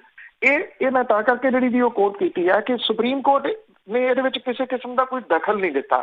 ਜੇ ਮੰਨ ਲਓ ਇਹ ਜਿਹੜੇ ਵਪਾਰੀ ਜਿਹੜੇ ਪਟਾਕੇ ਵੇਚਦੇ ਆ, ਬਹੁਤ ਵੱਡੀ ਇੱਕ ਮਾਰਕੀਟ ਹੈ ਪਟਾਕਿਆਂ ਦੀ ਮੁਲਕ ਭਰ ਦੇ ਵਿੱਚ, ਹੁਣ ਤਾਂ ਬਾਹਰਲੇ ਮੁਲਕਾਂ 'ਚ ਵੀ ਜਿਹੜੀ ਉਹ ਫੈਲੀ ਆ, ਉਹ ਜਿਹੜੇ ਹਾਈ ਕੋਰਟ ਦੇ ਵਿੱਚ ਜਾਂਦੇ ਆ ਤੇ ਉੱਥੇ ਸੁਪਰੀਮ ਕੋਰਟ ਦਾ ਫੈਸਲਾ ਜਿਹੜਾ ਵੀ ਉਹ ਲੱਗ ਸਕਦਾ। ਇਸ ਕਰਕੇ ਹਾਈ ਕੋਰਟ ਤੋਂ ਕਿਸੇ ਕਿਸਮ ਦੀ ਜਿਹੜੀ ਪਰਮਿਸ਼ਨ ਹੈ ਉਹ ਨਹੀਂ ਮਿਲਣੀ। ਹਾਲਾਂਕਿ ਦਿਨ ਇਹਦੇ ਵਿੱਚ ਬਹੁਤੇ ਨਹੀਂ ਹੈਗੇ, ਅੱਜ ਤੇ ਭੜਕਦਾ ਦਿਨ ਹੀ ਹੈਗਾ। ਜਿਹੜੀ ਪੰਜਾਬ ਸਰਕਾਰ ਹੈ ਉਹਨੇ ਕੀ ਜਿਹੜਾ ਜੀ ਉਹ ਕੀਤਾ ਕਿ ਉਹਨੇ ਜਿਹੜੇ ਲਾਇਸੈਂਸ ਮਿਲਦੇ ਆ ਜੀ ਇਹਦੇ ਪਟਾਕਾ ਵੇਚਣ ਦੇ ਵਾਸਤੇ, ਸਰਕਾਰ ਨੇ ਉਹ ਲਾਇਸੈਂਸ ਦੇ ਦਿੱਤੇ। ਲਾਇਸੈਂਸ ਦੇ ਕੇ ਪੈਸੇ ਕਮਾ ਲਏ, ਵੱਖ-ਵੱਖ ਸ਼ਹਿਰਾਂ ਦੇ ਵਿੱਚ। ਹੁਣ ਜਿਹੜਾ ਜੀ ਕਿਉਂਕਿ ਨੈਸ਼ਨਲ ਗ੍ਰੀਨ ਟ੍ਰਿਬਿਊਨਲ ਨੇ ਜਿਹੜਾ ਸੀ ਉਹ ਸ਼ਿਕੰਜਾ ਕੱਸ ਦਿੱਤਾ, ਉਹਦੀ ਡਾਂਗ ਫਿਰੇ। ਇਹ ਤੋਂ ਪਹਿਲਾਂ ਪੰਜਾਬ ਸਰਕਾਰ ਨੇ ਇਹ ਕਹਿ ਦਿੱਤਾ, ਪੰਜਾਬ ਦੇ ਮੁੱਖ ਮੰਤਰੀ ਨੇ ਕਹਿ ਦਿੱਤਾ 2 ਘੰਟੇ ਪਟਾਕੇ ਚਲਾਓ, ਪਰ ਚੱਲਣਗੇ ਸਿਰਫ ਜਿਹੜੇ ਜੀ ਉਹ ਗ੍ਰੀਨ ਪਟਾਕੇ, ਜਿਹੜੇ ਜੀ ਹਰੇ ਰੰਗ ਦੇ ਪਟਾਕੇ। ਹਰੇ ਰੰਗ ਦੇ ਉੱਤੇ ਜਿਹੜਾ ਜੀ ਉਹ ਭਾਵ ਕਿ ਜਿਹੜੇ ਪੋਲਿਊਸ਼ਨ ਘੱਟ ਕਰਦੇ ਆ। ਜਿਹੜੇ ਇਹ ਵਪਾਰੀ ਪਟਾਕੇ ਵੇਚਣ ਵਾਲੇ ਨੇ ਉਹ ਇਹ ਕਹਿੰਦੇ ਆ ਕਿ ਜੇ ਗ੍ਰੀਨ ਦੀਵਾਲੀ ਮਨਾਉਣੀ ਸੀ, ਉਹੀ ਪਟਾਕੇ ਜਿਹੜੇ ਉਹ ਚਲਾਉਣੇ ਸੀ। ਤੇ ਪਹਿਲਾਂ ਕਮ ਸੇ ਕਮ ਲਾਇਸੈਂਸ ਨਾ ਦਿੱਤੇ ਜਾਂਦੇ। ਅਸੀਂ ਤਾਂ ਲਾਇਸੈਂਸ ਭਰ ਕੇ, ਫੀਸਾਂ ਜਿਹੜੀਆਂ ਜੀ ਉਹ ਭਰ ਕੇ ਤੇ ਪਟਾਕੇ ਵੇਚਣ ਦੀ ਜਿਹੜੀ ਜੀ ਉਹ ਤਿਆਰੀ ਕਰ ਲਈ ਬਈ ਕੁਛ ਨਾ ਕੁਛ ਕਮਾਈ ਉਹਦੇ ਵਿੱਚੋਂ ਜਿਹੜੀ ਉਹ ਹੋਊਗੀ। ਉਹ ਕਹਿੰਦੇ ਸਾਡੇ ਉਹ ਪੈਸੇ ਵੀ ਗਏ ਲਾਇਸੈਂਸ ਵਾਲੇ, ਹੁਣ ਅੱਗੋਂ ਜਿਹੜੇ ਪਟਾਕੇ ਅਸੀਂ ਚਲਾ ਨਹੀਂ ਸਕਦੇ। ਚੰਡੀਗੜ੍ਹ ਦੇ ਵਿੱਚ ਮੁਕੰਮਲ ਪਾਬੰਦੀ ਆ, ਪਰ ਭਾਰਤੀ ਜਨਤਾ ਪਾਰਟੀ ਦੀ ਜਿੱਤ ਦੇ ਉੱਤੇ ਚੰਡੀਗੜ੍ਹ ਦੇ ਵਿੱਚ ਭਾਰਤੀ ਜਨਤਾ ਪਾਰਟੀ ਦੇ ਦਫ਼ਤਰ ਦੇ ਵਿੱਚ ਕੱਲ੍ਹ ਪਟਾਕੇ ਜਿਹੜੇ ਜੀ ਉਹ ਚੱਲੀ ਜਾਂਦੇ ਸੀ। ਇਹ ਵੀ ਇੱਕ ਜਿਹੜਾ ਜੀ ਉਹ ਪੱਖ ਹੈ। ਸਵਾਲ ਵੱਡਾ ਇਹ ਵੀ ਆ ਕਿ ਜਿਹੜੇ ਗ੍ਰੀਨ ਪਟਾਕੇ ਜਿਹੜੇ ਚੱਲਣੇ ਆ ਉਹਨੂੰ ਕਿਵੇਂ ਜਾ ਕੇ ਜਿਹੜੀ ਦੀ ਉਹ ਪ੍ਰਸ਼ਾਸਨ ਰੋਕੂਗਾ। ਹਾਲਾਂਕਿ ਸਖਤੀ ਦੇ ਹੁਕਮ ਤਾਂ ਦੇ ਦਿੱਤੇ ਗਏ ਆ, ਹੁਣ ਇਹ ਕਿਵੇਂ ਪਤਾ ਲੱਗੂਗਾ ਕਿਹੜੇ ਹਰੇ ਆ, ਕਿਹੜੇ ਨੀਲੇ, ਕਿਹੜੇ ਪੀਲੇ ਜਿਹੜੇ ਪਟਾਕੇ ਨੇ ਉਹ ਚਲਾਏ ਜਾਣਗੇ। ਤਾਂ ਇਹ ਜਿਹੜੇ ਵਪਾਰੀ ਨੇ ਉਹ ਇਹ ਕਹਿੰਦੇ ਆ ਕਿ ਉਹਨਾਂ ਨੇ ਸਾਲ ਦੇ ਵਿੱਚ ਇਹ ਕੁਝ ਦਿਨਾਂ ਦੇ ਵਿੱਚ ਕਮਾਈ ਕਰਨੀ ਹੁੰਦੀ ਹੈ। ਬਹੁਤ ਵੱਡੀਆਂ ਵੱਡੀਆਂ ਮਾਰਕੀਟ ਇੱਥੇ ਜਿਹੜੀਆਂ ਉਹ ਲੱਗਦੀਆਂ ਨੇ, ਔਰ ਬਿਨਾਂ ਕਿਸੇ ਸ਼ੱਕ ਦੇ ਹਰ ਸਾਲ ਹਾਦਸੇ ਵੀ ਵਾਪਰਦੇ ਆ। ਬਹੁਤ ਸਾਰੇ ਲੋਕਾਂ ਦੀਆਂ ਜਾਨਾਂ ਜਾਂਦੀਆਂ, ਬਹੁਤ ਸਾਰੇ ਲੋਕ ਨੇ ਜਿਹੜੇ ਜ਼ਖਮੀ ਹੁੰਦੇ ਆ, ਅੱਖਾਂ ਚਲੇ ਜਾਂਦੀਆਂ ਬਹੁਤ ਸਾਰੇ ਲੋਕਾਂ ਦੀਆਂ, ਹਸਪਤਾਲਾਂ ਦੇ ਵਿੱਚ ਲਾਈਨਾਂ ਜਿਹੜੀਆਂ ਉਹ ਲੱਗੀਆਂ ਹੁੰਦੀਆਂ। ਇੱਕ ਗੱਲ ਜਿਹੜੀ ਜੀ ਉਹ ਸਮਝ ਨਹੀਂ ਆ ਰਹੀ ਕਿ ਜਿਹੜੇ ਤਿਉਹਾਰ ਨੇ ਉਹਨਾਂ ਦਾ ਪਟਾਕਿਆਂ ਦੇ ਨਾਲ ਕੀ ਸੰਬੰਧ ਹੈ, ਸਪੈਸ਼ਲੀ ਦੀਵਾਲੀ ਦੇ ਨਾਲ ਇਸ ਦਾ ਕੀ ਸੰਬੰਧ ਹੈ, ਇਹੀ ਨਹੀਂ ਸਮਝ ਲੱਗੀ। ਤੇ ਅੱਗੇ ਗੱਲ ਕਰਦੇ ਹਾਂ ਪੰਜਾਬ ਦੇ ਲੋਕਾਂ ਦੀ, ਦਾਰੂ ਪੀਣ ਵਾਲਿਆਂ ਦੀ। ਪੰਜਾਬ ਦਾ ਖਜ਼ਾਨਾ ਤੋਰਿਆ। ਦੇਖੋ, ਚਾਹੇ ਜਦੋਂ ਕਰਫਿਊ ਲੱਗਿਆ ਸੀਗਾ ਤੇ ਉਸ ਵੇਲੇ ਜਿਹੜੇ ਮੁੱਖ ਮੰਤਰੀ ਸਨ ਉਹ ਇੱਕੋ ਗੱਲ ਦੀ ਪਰਮਿਸ਼ਨ ਮੰਗਦੇ ਸੀ ਸੈਂਟਰ ਤੋਂ ਕਿ ਸਾਨੂੰ ਠੇਕੇ ਖੋਲ੍ਹਣ ਦੀ ਪਰਮਿਸ਼ਨ ਜਿਹੜੀ ਜੀ ਉਹ ਦਿਓ, ਸਕੂਲ ਕਾਲਜ ਖੁੱਲ੍ਹਣ ਜਾਂ ਨਾ ਜਿਹੜਾ ਜੀ ਉਹ ਖੁੱਲ੍ਹਣ। ਕਿਉਂਕਿ ਉਹਨਾਂ ਨੂੰ ਪਤਾ, ਵੈਸੇ ਦੇਖਿਆ ਜਾਵੇ ਤਾਂ ਆਬਕਾਰੀ ਵਿਭਾਗ ਹੀ ਜਿਹੜਾ ਉਹ ਰਹਿ ਗਿਆ ਸੂਬਿਆਂ ਦੇ ਹੱਥ ਵੱਸ ਜਾਂ ਪੰਜਾਬ ਦੇ ਹੱਥ ਵੱਸ, ਜਿੱਥੋਂ ਪੰਜਾਬ ਸਰਕਾਰ ਦੇ ਖਜ਼ਾਨੇ ਦੇ ਵਿੱਚ ਕੁਛ ਆਉਂਦਾ। ਬਾਕੀ ਤਾਂ ਜਿਹੜੇ ਸੀ ਜੀ ਉਹ ਕੇਂਦਰ ਦੀ ਸਰਕਾਰ ਆਪਣੇ ਹੱਥਾਂ ਦੇ ਵਿੱਚ ਲੈ ਗਈ। ਖਾਸ ਤੌਰ ਦੇ ਉੱਤੇ GST ਜਿਹੜੀ ਸੀ ਉਹ ਆਉਣ ਦੇ ਨਾਲ ਜਿਹੜੇ ਸਰਕਾਰਾਂ ਨੇ ਜਾਂ ਪੰਜਾਬ ਵਰਗੇ ਜਿਹੜੇ ਸੂਬੇ ਨੇ ਜਿਹੜੇ ਡੇਲੀ ਬੇਸਿਸ ਦੇ ਉੱਤੇ ਹੀ ਚੱਲਦੇ ਆ, ਡੇਲੀ ਵੇਜਸ ਤੇ ਚੱਲਦੇ ਆ ਵੀ ਅੱਜ ਕਿੰਨੇ ਜਿਹੜੇ ਜੀ ਉਹ ਵਰਾਹੀ ਹੋ ਗਈ ਤੇ ਅੱਗੋਂ ਜਿਹੜੇ ਉਹ ਕਿੰਨੇ ਦੇਣੇ ਆ। ਹਾਂ, ਇੱਥੇ ਜੇ ਕੋਈ ਫੱਲਿਆ ਫੁੱਲਿਆ ਜਾਂ ਜਿਹਨਾਂ ਦੇ ਮਾਇਆ ਦੇ ਢੇਰ ਲੱਗੇ ਉਹ ਪੋਲੀਟੀਸ਼ੀਅਨ ਨੇ। ਮੈਂ ਤਾਂ ਕਈ ਵਾਰੀ ਜਿਹੜਾ ਜੀ ਉਹ ਕਹਿਣਾ ਹੁੰਦਾ ਕਿ ਜਿਹੜੇ ਜਿੱਥੇ ਪੰਜਾਬ ਸੂਬਾ ਜਿੱਥੋਂ ਸ਼ੁਰੂ ਹੁੰਦਾ ਉੱਥੇ ਸਾਈਨ ਲੱਗੇ ਹੋਏ ਆ ਕਿ ਇੱਥੇ ਇਸ ਜਿਹੜੇ ਗੁਰੂਆਂ ਪੀਰਾਂ ਦੀ ਧਰਤੀ ਤੇ ਤੁਹਾਡਾ ਸਵਾਗਤ ਹੈ। ਉਹਦੇ ਨਾਲ ਇਹ ਵੀ ਜਿਹੜਾ ਜੀ ਉਹ ਲਿਖ ਦੇਣਾ ਚਾਹੀਦਾ ਕਿ ਗਰੀਬ ਸੂਬੇ ਦੇ ਅਮੀਰ ਲੋਕਾਂ ਦੀ ਧਰਤੀ ਵਿੱਚ ਤੁਹਾਡਾ ਸਵਾਗਤ ਹੈ ਜੀ। ਕਿਉਂਕਿ ਜਿਹੜੇ ਪੋਲੀਟੀਸ਼ੀਅਨ ਨੇ ਉਹ ਲਗਾਤਾਰ ਉਹਨਾਂ ਦੀ ਪ੍ਰਾਪਰਟੀ ਜਿਹੜੀ ਉਹ ਵੱਧ ਰਹੀ ਹੈ, ਲਗਾਤਾਰ ਉਹਨਾਂ ਦੀ ਆਮਦਨ ਵੱਧ ਰਹੀ ਹੈ, ਉਹਨਾਂ ਦੀ ਜਾਇਦਾਦ ਜਿਹੜੀ ਉਹ ਵੱਧ ਰਹੀ ਹੈ। ਕਿਉਂਕਿ ਕਬਜ਼ੇ ਕੀਤੀ ਬੈਠੇ ਨੇ ਹਰੇਕ ਜਗ੍ਹਾ ਦੇ ਉੱਤੇ ਜਿੱਥੋਂ ਜਿੱਥੋਂ ਪੈਸਾ ਆਉਂਦਾ। ਈਵਨ ਸ਼ਰਾਬ ਮਾਫੀਆ ਵੱਡਾ ਹੋਇਆ ਪਿਛਲੇ ਸਮੇਂ ਦੇ ਦੌਰਾਨ, ਇੰਨਾ ਪੈਸਾ ਇਹਦੇ ਵਿੱਚ ਅੰਨਾ। ਔਰ ਜਿਹੜੇ ਪੰਜਾਬ ਦੇ ਵਿੱਚ ਜਿਹੜੇ ਸ਼ਰਾਬ ਦੇ ਸ਼ੌਕੀਨ ਨੇ ਜੀ ਉਹਨਾਂ ਦੀ ਜਿਹੜੀ ਨੇਕੀ ਆ ਉਹ ਸਰਕਾਰੀ ਖਜ਼ਾਨੇ ਦੇ ਵਿੱਚ ਰੌਣਕ ਜਿਹੜੀ ਹੈ ਕੁਛ ਲਾਉਣ ਲੱਗੀ ਹੈ। ਜਿਹੜੇ ਇਸ ਵੇਲੇ ਆਰਥਿਕ ਤੌਰ ਦੇ ਉੱਤੇ ਬੁਰੇ ਤਰੀਕੇ ਦੇ ਨਾਲ ਘਿਰੀ ਜਿਹੜੀ ਸਰਕਾਰ ਹੈ ਉਹਦੀ ਬਾਂਹ ਇੱਕ ਕਿਸਮ ਦੇ ਨਾਲ ਸ਼ਰਾਬ ਦੇ ਜਿਹੜੇ ਸ਼ੌਕੀਨ ਨੇ ਉਹਨਾਂ ਨੇ ਫੜੀ ਹੈ। ਕੋਵਿਡ ਦੇ ਦੌਰਾਨ ਆਬਕਾਰੀ ਮਾਲੀਏ ਦੇ ਵਿੱਚ ਕਟੌਤੀ ਹੋਈ, ਪੰਜਾਬ ਸਰਕਾਰ ਵਿਰੋਧੀ ਧਿਰਾਂ ਦੇ ਨਿਸ਼ਾਨੇ ਤੇ ਆਈ। ਹੁਣ ਆਬਕਾਰੀ ਕਮਾਈ ਦੇ ਵਿੱਚ ਵਾਧੇ ਦਾ ਅੰਕੜਾ ਜਿਹੜਾ ਜੀ ਉਹ ਦਿਸਣ ਲੱਗਿਆ।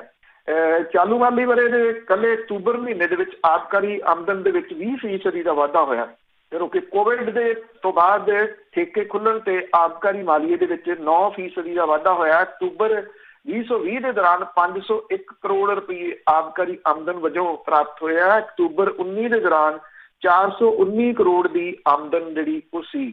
ਇਹ ਵਾਧਾ 20% ਹੈ। 15 ਮਈ 2020 ਤੋਂ 31 ਅਕਤੂਬਰ 2020 ਤੱਕ 9% ਆਮਦਨ ਦੇ ਵਿੱਚ ਵਾਧਾ ਹੋਇਆ। ਅਪ੍ਰੈਲ ਤੋਂ ਅਕਤੂਬਰ 19 ਦੇ ਦੌਰਾਨ ਆਬਕਾਰੀ ਆਮਦਨ ਜਿਹੜੀ ਆ ਉਹ 2735 ਕਰੋੜ ਰੁਪਏ ਇਕੱਠੀ ਹੋਈ। ਚਾਲੂ ਮਾਲੀ ਸਾਲ ਦੇ ਸਮੇਂ ਦੇ ਦੌਰਾਨ ਆਬਕਾਰੀ ਵਸੂਲੀ 3384 ਕਰੋੜ ਰੁਪਏ ਹੋਗੀ। ਔਰ ਪੰਜਾਬ ਸਰਕਾਰ ਦੇ ਵੱਲੋਂ ਅਗਸਤ ਦੇ ਵਿੱਚ 5% ਤੇ ਮੁੜ ਕੇ ਨਵੰਬਰ ਦੇ ਵਿੱਚ 5% ਦਾ ਕੋਟਾ ਵਧਾਇਆ ਗਿਆ, ਜਿਹਦੇ ਨਾਲ ਸਰਕਾਰ ਨੂੰ 250 ਕਰੋੜ ਰੁਪਏ ਦੀ ਵਾਧੂ ਆਮਦਨ ਜਿਹੜੀ ਆ ਉਹ ਹੋਊਗੀ। ਇਹ ਕਿਹਾ ਜਾ ਰਿਹਾ ਹੈ ਕਿ ਜਿਹੜੀ ਤਸਕਰੀ ਆ ਉਹ ਰੁਕੀ ਹੈ। ਇਹ ਵੈਸੇ ਗੱਲ ਜਿਹੜੀ ਉਹ ਮੰਨਣ ਵਾਲੀ ਨਹੀਂ ਗੀ, ਕਿਉਂਕਿ ਜਿਹੜੀ ਤਸਕਰੀ ਆ ਉਹ ਨਹੀਂ ਰੁਕੀ। ਜਿਹੜੀ ਨਕਲੀ ਸ਼ਰਾਬ ਦੀਆਂ ਫੈਕਟਰੀਆਂ ਉਹ ਹਰਿਆਣੇ ਦੇ ਵਿੱਚ ਵੀ ਜਿਹੜੀਆਂ ਉਹ ਫੜੀਆਂ ਗਈਆਂ ਨੇ, ਕਿਉਂਕਿ ਉੱਥੇ ਵੀ ਮੌਤਾਂ ਜਿਹੜੀਆਂ ਕੁਛ ਹੋਈਆਂ, ਉਹਨੇ ਤਾਂ ਸਖਤੀ ਉੱਥੇ ਕੀਤੀ। ਇੱਥੇ ਜਿਹੜੀਆਂ ਮੌਤਾਂ ਹੋਈਆਂ ਸੀਗੀਆਂ ਉਹ ਕੁਛ ਦਿਨਾਂ ਦੇ ਵਾਸਤੇ ਉਹਦੇ 'ਚ ਸਖਤੀ ਜਿਹੜੀ ਉਹ ਦੀ ਸੀ। ਉਸ ਤੋਂ ਬਾਅਦ ਠੀਕ ਉਸੇ ਤਰੀਕੇ ਦੇ ਨਾਲ ਜਿਹੜਾ ਜੀ ਉਹ ਚੱਲਦਾ ਹੈ। ਇੱਕ ਤਾਂ ਜਿਹੜੀ ਜੀ ਇੱਥੇ ਮਹਿੰਗੀ ਹੋਣ ਕਰਕੇ ਸ਼ਰਾਬ ਜਿਹੜੀ ਪੰਜਾਬ ਦੇ ਵਿੱਚ, ਉਹਦੇ ਕਰਕੇ ਹਰਿਆਣੇ ਤੋਂ ਵੱਡੀ ਗਿਣਤੀ ਦੇ ਵਿੱਚ ਜਿਹੜੀ ਆ ਜੀ ਉਹ ਇਲੀਗਲ ਸ਼ਰਾਬ ਆਉਂਦੀ ਹੈ। ਚੰਡੀਗੜ੍ਹ ਤੋਂ ਜਿਹੜੀ ਉਹ ਆਉਂਦੀ ਆ, ਟਰੱਕਾਂ ਦੇ ਟਰੱਕ ਜਿਹੜੇ ਜੀ ਉਹ ਖਪਦੇ ਆ। ਇਹਦੇ ਵਿੱਚ ਜਿਹੜੀਆਂ ਇੱਥੇ ਡਿਸਟਿਲਰੀਆਂ ਨੇ ਪੰਜਾਬ ਦੇ ਵਿੱਚ, ਉਹ ਵੀ ਆਪਣਾ ਰੋਲ ਵੱਡਾ ਨਿਭਾਉਂਦੀਆਂ ਨੇ। ਉਹ ਸਰਕਾਰ ਨੂੰ ਕੋਈ ਮਾਲੀਆ ਜਿਹੜਾ ਜੀ ਉਹ ਦਿੱਤੇ ਤੋਂ ਬਿਨਾਂ ਉੱਥੋਂ ਵੱਡੀ ਗਿਣਤੀ ਦੇ ਵਿੱਚ ਦਾਰੂ ਜਿਹੜੀ ਜੀ ਉਹ ਕੱਢਦੀਆਂ ਨੇ, ਔਰ ਇਹ ਪੰਜਾਬ ਦੇ ਵਿੱਚ ਆ ਕੇ ਜਿਹੜੀ ਜੀ ਉਹ ਖਪਦੀ ਹੈ। ਕਿਉਂਕਿ ਇਹਦੇ ਉੱਤੇ ਜਿਹੜੀਆਂ ਡਿਸਟਿਲਰੀਆਂ ਨੇ ਜਾਂ ਜਿਹੜਾ ਇਹ ਸ਼ਰਾਬ ਮਾਫੀਆ ਹੈ, ਇਹ ਸਿੱਧਾ ਇਹਦੇ ਵਿੱਚ ਜਿਹੜਾ ਹੱਥ ਹੈ ਉਹ ਪੋਲੀਟੀਸ਼ੀਅਨਾਂ ਦਾ। ਜਦੋਂ ਇੱਥੇ ਫੈਕਟਰੀਆਂ ਫੜੀਆਂ ਗਈਆਂ ਸੀ ਉਦੋਂ ਵੀ MLAs ਦਾ ਜਿਨ੍ਹਾਂ ਦਾ ਨਾਮ ਆਇਆ, ਸਭ ਨੂੰ ਪਤਾ ED ਨੇ ਪੇਪਰ ਮੰਗੇ, ED ਨੂੰ ਪੇਪਰ ਨਹੀਂ ਦਿੱਤੇ ਜੀ ਪੰਜਾਬ ਪੁਲਿਸ ਨੇ, ਜਾਂ ਜਿਹੜੇ ਡਿਸਟ੍ਰਿਕਟ ਦੇ ਵਿੱਚ ਇਹ ਫੈਕਟਰੀਆਂ ਫੜੀਆਂ ਗਈਆਂ ਸੀ, ਪਟਿਆਲਾ ਉਹਨਾਂ ਦੇ ਵਿੱਚ ਇੱਕ ਹੈ। ਇਸ ਕਰਕੇ ਨਹੀਂ ਜਿਹੜਾ ਜੀ ਉਹ ਦਿੱਤੇ ਕਿ ਜੇ ED ਦੇ ਕੋਲੇ ਚਲੇ ਗਿਆ ਤਾਂ ਫਿਰ ਇਹ ਕਹਾਣੀ ਜਿਹੜੀ ਜੀ ਉਹ ਸਾਹਮਣੇ ਆ ਜਾਣੀ ਹੈ। ਇਹ ਇੱਕ ਕਮਾਊ ਪੁੱਤ ਸਰਕਾਰ ਦਾ, ਪਰ ਇਹ ਹੈ ਕਿ ਉਹਦੇ ਉੱਤੇ ਵੀ ਹੁਣ ਜਿਹੜਾ ਪੋਲੀਟੀਸ਼ੀਅਨਾਂ ਦਾ ਵੱਡਾ ਕਬਜ਼ਾ ਹੋ ਗਿਆ, ਸ਼ਰਾਬ ਮਾਫੀਆ ਦਾ ਜਿਹੜਾ ਕਬਜ਼ਾ ਹੋ ਗਿਆ। ਨਹੀਂ ਤਾਂ ਅਦਰਵਾਈਜ਼ ਖਜ਼ਾਨਾ ਜਿਹੜਾ ਜੀ ਇਹ ਦੁੱਗਣਾ, ਘੱਟੋ ਘੱਟ ਦੁੱਗਣਾ ਜਿਹੜਾ ਉਹ ਹੋ ਸਕਦਾ ਹੈ ਜੀ। ਪਰ ਲੋਕਾਂ ਨੂੰ ਥੋੜ੍ਹੀ ਜਿਹੀ ਸੁਰਤ ਵੀ ਕਰਨੀ ਚਾਹੀਦੀ ਹੈ। ਤਾਂ ਅੱਗੇ ਅਰਨਬ ਗੋਸਵਾਮੀ ਦੀ ਜੇ ਗੱਲ ਕਰੀਏ ਤਾਂ ਉਸ ਦੇ ਕੇਸ ਦੇ ਉੱਤੇ ਤੁਰੰਤ ਸੁਣਵਾਈ ਤੇ ਸਵਾਲ ਉੱਠੇ। ਦੇਖੋ, ਸੀਨੀਅਰ ਐਡਵੋਕੇਟ ਤੇ ਸੁਪਰੀਮ ਕੋਰਟ ਬਾਰ ਐਸੋਸੀਏਸ਼ਨ ਦੇ ਪ੍ਰਧਾਨ ਨੇ ਦੁਸ਼ਯੰਤ ਦਵੇ, ਉਹਨਾਂ ਨੇ ਸੁਪਰੀਮ ਕੋਰਟ ਦੀ ਰਜਿਸਟਰੀ ਦੇ ਸਕੱਤਰ ਜਨਰਲ ਨੂੰ ਇੱਕ ਬੜੀ ਸਖਤ ਚਿੱਠੀ ਲਿਖੀ ਆ। ਇਹਦੇ ਵਿੱਚ ਰਿਪਬਲਿਕ TV ਦੇ ਐਡੀਟਰ ਇਨ ਚੀਫ ਅਰਨਬ ਗੋਸਵਾਮੀ ਦੀ ਜ਼ਮਾਨਤ ਬਾਰੇ ਸੁਣਵਾਈ ਅਰਜ਼ੀ ਮਿਲਣ ਦੇ ਦੂਜੇ ਦਿਨ ਹੀ ਕਰਨ ਦੇ ਉੱਤੇ ਸਵਾਲ ਜਿਹੜਾ ਉਹ ਉਠਾਇਆ ਗਿਆ। ਜਿਹੜੇ ਦੁਸ਼ਯੰਤ ਦਵੇ ਨੇ ਉਹਨਾਂ ਨੇ ਇਸ ਗੱਲ ਦੇ ਉੱਤੇ ਇਤਰਾਜ਼ ਜਤਾਇਆ ਕਿ ਅਰਨਬ ਦੀ ਅਰਜ਼ੀ ਦਾਇਰ ਹੁੰਦਿਆਂ ਲਿਸਟ ਹੋ ਗਈ, ਪਰ ਇੱਦਾਂ ਦੇ ਬਹੁਤ ਸਾਰੇ ਮਾਮਲੇ ਨੇ ਉਹਨਾਂ ਦੇ ਵਿੱਚ ਕਦੀ ਇੱਦਾਂ ਦੀ ਫੁਰਤੀ ਨਹੀਂ ਵਿਖਾਈ ਗਈ। ਉਹਨਾਂ ਨੇ ਰਜਿਸਟਰੀ ਦੇ ਸਕੱਤਰ ਜਨਰਲ ਤੋਂ ਪੁੱਛਿਆ ਕਿ ਕੀ ਅਰਨਬ ਦੀ ਅਰਜ਼ੀ ਦੇ ਉੱਤੇ ਤੁਰੰਤ ਸੁਣਵਾਈ ਲਈ chief justice S A Bobde ਨੇ ਵਿਸ਼ੇਸ਼ ਨਿਰਦੇਸ਼ ਤਾਂ ਨਹੀਂ ਦੇ ਰੱਖੇ। ਉਹਨਾਂ ਨੇ ਸਵਾਲੀਆ ਚਿੰਨ੍ਹ ਦੇ ਉੱਤੇ ਲਾਇਆ। ਇਹ ਕਿਹਾ ਕਿ ਅਰਨਬ ਦੀ ਅਰਜ਼ੀ ਦੇ ਉੱਤੇ ਸੁਣਵਾਈ ਬੁੱਧਵਾਰ ਹੋਈ ਤੇ ਦਵੇ ਨੇ ਚਿੱਠੀ ਮੰਗਲਵਾਰ ਰਾਤ 8:15 ਵਜੇ ਜਿਹੜੀ ਉਹ ਲਿਖੀ। ਦਵੇ ਨੇ ਇਹ ਗੱਲ ਜਿਹੜੀ ਕਹੀ ਕਿ ਮੈਂ ਚਿੱਠੀ ਸੁਪਰੀਮ ਕੋਰਟ ਬਾਰ ਐਸੋਸੀਏਸ਼ਨ ਦੇ ਪ੍ਰਧਾਨ ਦੀ ਹੈਸੀਅਤ ਦੇ ਵਿੱਚ ਅਰਨਬ ਦੀ ਜਿਹੜੀ ਜਸਟਿਸ DY ਚੰਦਰਚੂੜ ਤੇ ਜਸਟਿਸ ਇੰਦਰਾ ਬੈਨਰਜੀ ਦੇ ਬੈਂਚ ਮੂਹਰੇ ਸੁਣਵਾਈ ਲਈ ਲਿਸਟ ਕੀਤੀ ਅਰਜ਼ੀ ਦੇ ਖਿਲਾਫ ਸਖਤ ਪ੍ਰੋਟੈਸਟ ਜ਼ਾਹਰ ਕਰਨ ਲਈ ਲਿਖ ਰਿਹਾ। ਉਹਨਾਂ ਆਪਣੀ ਚਿੱਠੀ ਦੇ ਵਿੱਚ ਗੱਲ ਲਿਖੀ ਆ ਕਿ ਮੇਰਾ ਅਰਨਬ ਦੇ ਨਾਲ ਕੋਈ ਨਿੱਜੀ ਲੈਣਾ ਦੇਣਾ ਨਹੀਂ ਤੇ ਮੈਂ ਸੁਪਰੀਮ ਕੋਰਟ ਦੇ ਵਿੱਚ ਅਪੀਲ ਕਰਨ ਦੇ ਉਹਦੇ ਅਧਿਕਾਰ ਦੇ ਵਿੱਚ ਕਿਸੇ ਤਰ੍ਹਾਂ ਦਾ ਦਖਲ ਦੇਣ ਦੇ ਮਕਸਦ ਦੇ ਨਾਲ ਇਹ ਚਿੱਠੀ ਨਹੀਂ ਲਿਖੀ। ਉਹ ਚਿੱਠੀ ਦੇ ਵਿੱਚ ਜਿਹੜਾ ਦੁਸ਼ਯੰਤ ਦਵੇ ਆ ਉਹ ਇਹ ਵੀ ਗੱਲ ਲਿਖਦਾ ਹੈ ਕਿ ਸਾਰੇ ਨਾਗਰਿਕਾਂ ਦੀ ਤਰ੍ਹਾਂ ਉਹਨੂੰ ਵੀ ਸੁਪਰੀਮ ਕੋਰਟ ਤੋਂ ਇਨਸਾਫ ਮੰਗਣ ਦਾ ਅਧਿਕਾਰ ਹੈ। ਪਰ ਉਹਨੇ ਚਿੱਠੀ 'ਚ ਲਿਖਿਆ ਕਿ ਗੰਭੀਰ ਮੁੱਦਾ ਇਹ ਹੈ ਕਿ ਤੁਹਾਡੀ ਅਗਵਾਈ ਦੇ ਵਿੱਚ ਰਜਿਸਟਰੀ COVID-19 ਮਹਾਮਾਰੀ ਦੇ ਦੌਰਾਨ ਪਿਛਲੇ 8 ਮਹੀਨਿਆਂ ਤੋਂ ਕੇਸਾਂ ਦੀ ਲਿਸਟਿੰਗ ਦੇ ਵਿੱਚ ਨਿਰਪੱਖਤਾ ਨਹੀਂ ਵਰਤ ਰਹੀ। ਇੱਕ ਪਾਸੇ ਹਜ਼ਾਰਾਂ ਨਾਗਰਿਕ ਜੇਲ੍ਹਾਂ 'ਚ ਬੰਦ ਨੇ, ਸੁਪਰੀਮ ਕੋਰਟ ਦੇ ਵਿੱਚ ਦਾਇਰ ਉਹਨਾਂ ਦੀਆਂ ਅਰਜ਼ੀਆਂ ਸੁਣਵਾਈ ਲਈ ਹਫ਼ਤਿਆਂ ਤੇ ਮਹੀਨਿਆਂ ਤੱਕ ਲਿਸਟ ਨਹੀਂ ਹੁੰਦੀਆਂ। ਔਰ ਉਹਨੇ ਲਿਖਿਆ ਕਿ ਇਹ ਦੁਖਦਾ ਹੈ ਕਿ ਅਰਨਬ ਜਦੋਂ ਵੀ ਸੁਪਰੀਮ ਕੋਰਟ ਦੇ ਵਿੱਚ ਅਰਜ਼ੀ ਲਾਉਂਦਾ ਹੈ ਤਾਂ ਹਰ ਵਾਰ ਉਹਦੀ ਅਰਜ਼ੀ ਤੁਰੰਤ ਕਿਉਂ ਤੇ ਕਿਵੇਂ ਲਿਸਟ ਹੋ ਜਾਂਦੀ ਹੈ। ਦਵੇ ਨੇ ਸਕੱਤਰ ਜਨਰਲ ਨੂੰ ਸਵਾਲ ਕੀਤਾ ਕਿ ਕੀ ਇਸ ਸਬੰਧ ਦੇ ਵਿੱਚ ਜਸਟਿਸ ਤੇ ਰੋਸਟਰ ਦੇ ਮਾਸਟਰ ਨੇ ਕੁਝ ਵਿਸ਼ੇਸ਼ ਆਦੇਸ਼ ਜਾਂ ਨਿਰਦੇਸ਼ ਦੇ ਰੱਖੇ ਆ। ਉਹਨੇ ਕਿਹਾ ਕਿ ਚੰਗੀ ਤਰ੍ਹਾਂ ਪਤਾ ਹੈ ਕਿ ਚਾਣਚੱਕ ਕਿਸੇ ਕੇਸ ਦੀ ਸੁਣਵਾਈ ਲਈ ਫੌਰੀ ਲਿਸਟਿੰਗ ਜਿਹੜੀ ਆ ਉਹ ਚੀਫ ਜਸਟਿਸ ਦੇ ਵਿਸ਼ੇਸ਼ ਆਦੇਸ਼ ਤੋਂ ਬਿਨਾਂ ਨਹੀਂ ਜਿਹੜੀ ਉਹ ਹੋ ਸਕਦੀ ਤੇ ਨਾ ਹੁੰਦੀ ਹੈ। ਉਹਨੇ ਸਕੱਤਰ ਜਨਰਲ ਨੂੰ ਸਵਾਲ ਕੀਤਾ ਕਿ ਕੀ ਪ੍ਰਸ਼ਾਸਕੀ ਮੁਖੀ ਦੇ ਰੂਪ ਦੇ ਵਿੱਚ ਤੁਸੀਂ ਰਜਿਸਟਰਾਰ ਅਰਨਬ ਨੂੰ ਵਿਸ਼ੇਸ਼ ਮਹੱਤਵਤਾ ਨਹੀਂ ਜਿਹੜਾ ਜੀ ਉਹ ਦੇ ਰਹੇ। ਉਧਰ ਜਿਹੜਾ ਜੀ ਇਹ ਅਰਨਬ ਗੋਸਵਾਮੀ ਹੈ ਉਹਨੂੰ ਸੁਪਰੀਮ ਕੋਰਟ ਦੇ ਵਿੱਚੋਂ ਤੁਰੰਤ ਰਾਹਤ ਦੇ ਦਿੱਤੀ ਗਈ। ਔਰ ਇਹਦੇ ਵਿੱਚ ਜਿਹੜੀ ਉਹਨੂੰ ਰਾਹਤ ਦਿੱਤੀ ਗਈ, ਜਿਹੜੀ ਉਹਨੂੰ ਜ਼ਮਾਨਤ ਜਿਹੜੀ ਉਹ ਦਿੱਤੀ ਗਈ, ਉਹਦੇ ਵਿੱਚ ਇਹ ਲਿਖਿਆ ਗਿਆ ਕਿ ਉਹਨੂੰ ਤੁਰੰਤ ਰਿਹਾ ਕੀਤਾ ਜਾਵੇ। ਹੁਣ ਇਹ ਨਾ ਹੋਵੇ ਕਿ ਇਹ ਆਰਡਰ ਤੇ ਉਹਦਾ ਜਿਹੜਾ ਜਿਹੜੇ ਉਹਨੇ ਜ਼ਮਾਨਤ ਭਰਾਉਣੀ ਆ ਉਹਦੇ ਵਾਸਤੇ 2 ਦਿਨ ਜਿਹੜੇ ਜੀ ਉਹ ਲੱਗ ਜਾਣ। ਤੇ ਜਦੋਂ ਇਹ ਰਿਹਾ ਹੋਇਆ ਤੇ ਉਹ ਖੁੱਲੀ ਕਾਰ ਦੀ ਛੱਤ ਦੇ ਉੱਤੇ ਬਹਿ ਕੇ ਜਿਹੜਾ ਜੀ ਉਹ ਨਾਅਰੇ ਲਾ ਰਿਹਾ ਸੀ ਅਰਨਬ ਗੋਸਵਾਮੀ, ਜਿਹੜਾ ਕਿ ਉਹਦੇ ਇੱਕ ਖੁਦਕੁਸ਼ੀ ਦੇ ਵਾਸਤੇ ਉਕਸਾਉਣ ਦੇ ਮਾਮਲੇ ਦੇ ਵਿੱਚ ਪਿਛਲੇ ਦਿਨੀ ਉਹਨੂੰ ਗ੍ਰਿਫਤਾਰ ਕੀਤਾ ਗਿਆ ਸੀਗਾ। ਦੇਖੋ ਜੀ, ਇਹ ਭਾਰਤ ਹੈ, ਇੱਥੇ ਕੁਝ ਵੀ ਹੋ ਸਕਦਾ ਹੈ। ਤੇ ਅੱਗੇ ਗੱਲ ਕਰਦੇ ਹਾਂ 7 ਲੱਖ ਲੋਕਾਂ ਦੀ, ਉਹਨਾਂ ਨੇ ਨੋਟਾਂ ਦੇ ਉੱਪਰ ਦੱਬਿਆ ਜੀ ਬਿਹਾਰ ਦੇ ਵਿੱਚ। ਬੇਸ਼ੱਕ ਜਿਹੜਾ ਨੋਟਾ ਹੈ ਉਹਦੇ ਨਾਲ ਕੋਈ ਬਹੁਤ ਵੱਡਾ ਅਸਰ ਤਾਂ ਨਹੀਂ ਜਿਹੜਾ ਜੀ ਉਹ ਪੈਂਦਾ, ਅਜੇ ਨਹੀਂ ਕੁਝ ਵੀ ਜਿਹੜਾ ਜੀ ਉਹ ਪੈਣ ਲੱਗਿਆ। ਇਹ ਜਿਹੜਾ ਨੋਟਾਂ ਵਾਲਾ ਬਟਨ ਹੈ ਇਹ 2013 ਦੇ ਵਿੱਚ ਜਿਹੜਾ ਉਹ ਲਾਇਆ ਗਿਆ ਸੀਗਾ ਜੀ। ਵੀ ਉਹਦਾ ਮਤਲਬ ਇਹ ਹੈ ਜੀ ਕਿ ਅਸੀਂ ਕਿਸੇ ਵੀ ਉਮੀਦਵਾਰ ਨੂੰ ਵੋਟ ਨਹੀਂ ਪਾਉਣੀ। ਇਹ ਸੁਪਰੀਮ ਕੋਰਟ ਦੇ ਹੁਕਮਾਂ ਤੋਂ ਬਾਅਦ ਚੋਣ ਕਮਿਸ਼ਨ ਦੇ ਵੱਲੋਂ ਇਲੈਕਟ੍ਰੋਨਿਕ ਵੋਟਿੰਗ ਮਸ਼ੀਨਾਂ ਦੇ ਵਿੱਚ ਇਹ ਬਟਨ ਜਿਹੜਾ ਜੀ ਉਹ ਲਾਇਆ ਗਿਆ ਸੀਗਾ। ਬਿਹਾਰ ਵਿਧਾਨ ਸਭਾ ਚੋਣਾਂ ਦੇ ਦੌਰਾਨ 7 ਲੱਖ ਤੋਂ ਵੱਧ ਵੋਟਰ ਨੇ ਜਿਨ੍ਹਾਂ ਨੇ ਨੋਟਾ, ਮਤਲਬ ਕਿ ਸਾਨੂੰ ਜਿੰਨੇ ਖੜੇ ਨੇ ਉਮੀਦਵਾਰ ਇਹਨਾਂ ਦੇ ਵਿੱਚੋਂ ਕੋਈ ਵੀ ਕਿਸੇ ਦੇ ਉੱਤੇ ਸਾਨੂੰ ਇਤਬਾਰ ਨਹੀਂਗਾ। ਚੋਣ ਕਮਿਸ਼ਨ ਦੇ ਵੱਲੋਂ ਜਾਰੀ ਕੀਤੇ ਗਏ ਅੰਕੜਿਆਂ ਦੇ ਵਿੱਚ 7,06,252 ਅਸੀਂ ਇਹ ਕਹ ਲਓ 1.7% ਜਿਹੜੇ ਵੋਟਰ ਸੀਗੇ ਉਹਨਾਂ ਨੇ ਆਪਣੇ ਲੋਕਤੰਤਰੀ ਅਧਿਕਾਰ ਦੀ ਵਰਤੋਂ ਕਰਦਿਆਂ ਕਿਸੇ ਵੀ ਉਮੀਦਵਾਰ ਨੂੰ ਵੋਟ ਨਾ ਪਾਉਣ ਵਾਲਾ ਬਟਨ ਜਿਹੜਾ ਜੀ ਉਹ ਦੱਬਿਆ। ਸੂਬੇ ਦੇ ਵਿੱਚ 3 ਗੇੜਾਂ 'ਚ ਹੋਈਆਂ ਚੋਣਾਂ ਦੇ ਦੌਰਾਨ 4 ਕਰੋੜ ਦੇ ਕਰੀਬ ਵੋਟਾਂ ਪਈਆਂ ਔਰ ਜਿਹੜਾ ਸੀਗਾ ਉਹ 7 ਕਰੋੜ 3 ਲੱਖ ਵੋਟਰਾਂ ਦੇ ਵਿੱਚੋਂ 57.9% ਵੋਟਰਾਂ ਦੇ ਵੱਲੋਂ ਵੋਟਾਂ ਜਿਹੜੀਆਂ ਸੀਗੀਆਂ ਉਹ ਪਾਈਆਂ ਗਈਆਂ। ਇਹਦੇ ਵਿੱਚ ਜਿਹੜੀਆਂ ਕੁਝ ਚੀਜ਼ਾਂ ਜ਼ਰੂਰ ਜਿਹੜੀਆਂ ਉਹ ਵੱਖਰੀਆਂ ਵੀ ਹੋਈਆਂ, ਡਿਫਰੈਂਟ ਵੀ ਹੋਈਆਂ। ਸਵਾਲੀਆ ਚਿੰਨ੍ਹ ਵੀ ਜਿਹੜੇ ਜੀ ਉਹ ਖੜੇ ਹੋਏ। ਵਿਧਾਨ ਸਭਾ ਜਿਹੜੀ ਬਿਹਾਰ ਵਿਧਾਨ ਸਭਾ ਇਹਦੇ ਵਿੱਚ ਜਿੱਤੇ 241 ਜਿਹੜੇ ਨੇ ਉਹਨਾਂ ਦੇ ਵਿੱਚੋਂ 163 ਜਿਹੜੀ ਕਿ 68% ਬਣਦਾ। ਇਹਨਾਂ ਵਿਧਾਇਕਾਂ ਦੇ ਖਿਲਾਫ ਅਪਰਾਧਿਕ ਮਾਮਲੇ ਦਰਜ ਨੇ। ਇਹਨਾਂ ਵਿਧਾਇਕਾਂ ਨੇ ਚੋਣ ਹਲਫਨਾਮਿਆਂ ਦੇ ਵਿੱਚ ਇਹ ਜਾਣਕਾਰੀ ਜਿਹੜੀ ਉਹ ਦਿੱਤੀ ਹੋਈ ਆ। ਬਿਹਾਰ ਇਲੈਕਸ਼ਨ ਵਾਚ ਤੇ ਐਸੋਸੀਏਸ਼ਨ ਫਾਰ ਡੈਮੋਕ੍ਰੈਟਿਕ ਰਿਫਾਰਮਸ ਦੇ ਮੁਤਾਬਕ ਜਿਹੜੀ RJD ਆ, ਜਿਹੜੀ ਰਾਸ਼ਟਰੀ ਜਨਤਾ ਦਲ, ਉਹਦੇ ਜਿਹੜੇ ਸਭ ਤੋਂ ਜ਼ਿਆਦਾ ਕਰੀਬ 73% ਵਿਧਾਇਕਾਂ ਜਿਹੜੇ ਵਿਧਾਇਕ ਨੇ ਉਹ ਕੇਸਾਂ 'ਚ ਫਸੇ ਨੇ। 123 ਵਿਧਾਇਕਾਂ ਦੇ ਖਿਲਾਫ ਕਤਲ ਦੀ ਕੋਸ਼ਿਸ਼ ਕਰਨੀ, ਕਿਡਨੈਪ ਕਰਨਾ, ਔਰਤਾਂ ਦੇ ਖਿਲਾਫ ਜੁਰਮਾਂ ਸਣੇ ਕਈ ਗੰਭੀਰ ਕੇਸ ਜਿਹੜੇ ਜੀ ਉਹ ਦਰਜ ਨੇ, ਬਕਾਇਆ ਨੇ, ਅਜੇ ਉਹਨਾਂ ਦੇ ਫੈਸਲੇ ਨਹੀਂ ਹੋਏ। 2015 ਦੀਆਂ ਵਿਧਾਨ ਸਭਾ ਚੋਣਾਂ ਦੇ ਵਿੱਚ ਗੰਭੀਰ ਕੇਸਾਂ ਵਾਲੇ 142 ਵਿਧਾਇਕ ਜਿਹੜੇ ਸੀ ਉਹ ਚੋਣ ਜਿੱਤੇ ਸੀ। ਮਤਲਬ ਕਿ ਉਹਨਾਂ ਦੇ ਵਿੱਚ ਵਾਧਾ ਹੋ ਗਿਆ। ਐਤਕੀ 163 ਹੋ ਗਏ ਇਹ ਜਿਹੜੇ ਜੀ ਚੋਣ ਜਿੱਤੇ। 123 ਵਿਧਾਇਕਾਂ ਚੋਂ 19 ਦੇ ਖਿਲਾਫ ਕਤਲ, 31 ਦੇ ਖਿਲਾਫ ਇਰਾਦਾ ਕਤਲ, 8 ਦੇ ਖਿਲਾਫ ਔਰਤਾਂ ਨਾਲ ਜ਼ਿਆਦਤੀ ਦੇ ਕੇਸ ਦਰਜ ਨੇ।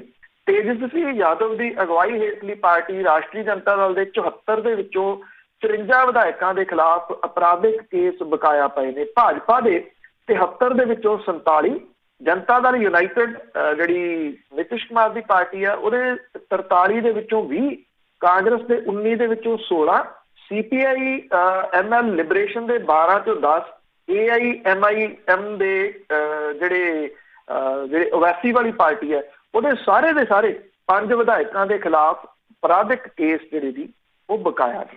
ਬਿਹਾਰ ਦੀ ਵਿਧਾਨ ਸਭਾ ਦਾ ਜਿਹੜਾ ਜੀ ਇਹ ਅਜੀਬੋ ਗਰੀਬ ਨਕਸ਼ਾ ਹੋਊਗਾ ਜਦੋਂ ਉਹ ਜੁੜ ਬੈਠੂ। ਜੀ ਬਹੁਤ ਬਹੁਤ ਧੰਨਵਾਦ ਬਲਤੇਜ ਪੰਨੂ ਜੀ। ਮਿਹਰਬਾਨੀ ਜੀ, ਧੰਨਵਾਦ ਜੀ, ਸਤਿ ਸ਼੍ਰੀ ਅਕਾਲ ਜੀ। ਤੇ ਸਰੋਤੇ ਸਨ ਬਲਤੇਜ ਪੰਨੂ ਜੀ ਸਾਡੇ ਨਾਲ ਜੁੜਦੇ ਨੇ, ਕਰਦੇ ਨੇ ਖਬਰਾਂ। ਇਸੇ ਦੇ ਨਾਲ ਸਾਡਾ ਅੱਜ ਦਾ ਬੁਲਟਨ ਇੱਥੇ ਹੀ ਸਮਾਪਤ। ਬਲਵਿੰਦਰ ਕੌਰ ਵੱਲੋਂ ਆਪ ਸਭ ਨੂੰ ਹੀ ਪਿਆਰ ਭਰੀ ਸਤਿ ਸ੍ਰੀ ਅਕਾਲ।